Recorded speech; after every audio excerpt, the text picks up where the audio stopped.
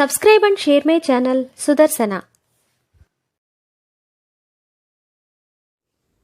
శ్రీ లక్ష్మీ నృసింహస్వామినే నమః. శ్రీ గురుభ్యో నమః. నరసింహ శతకము 27వ పద్యము.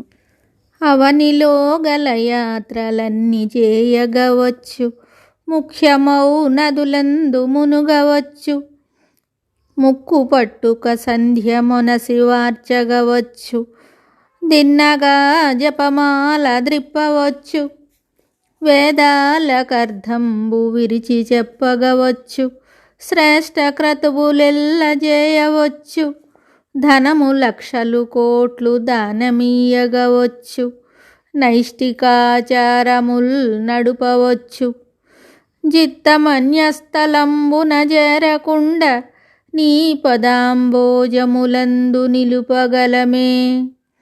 భూషణ వికాస శ్రీధర్మపుర నివాస, దుష్ట సంహార నరసింహ దురిత దూర.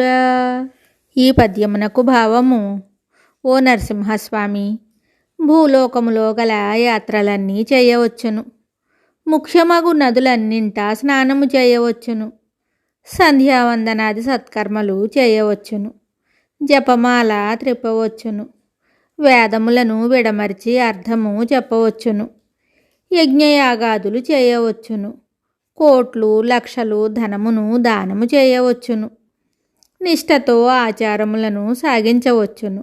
కానీ ఇతర స్థానములకు పోకుండా మనస్సును నీ పాదపద్మములందే నిలుపగలమా? పైవాటి అన్నింటికన్నా మనస్సును శ్రీహరి అందుంచుటయే చాలా కష్టము. మరి ఒక పద్యముతో మళ్ళీ కలుద్దాం. శుభం. Subscribe and share my channel Sudarsana.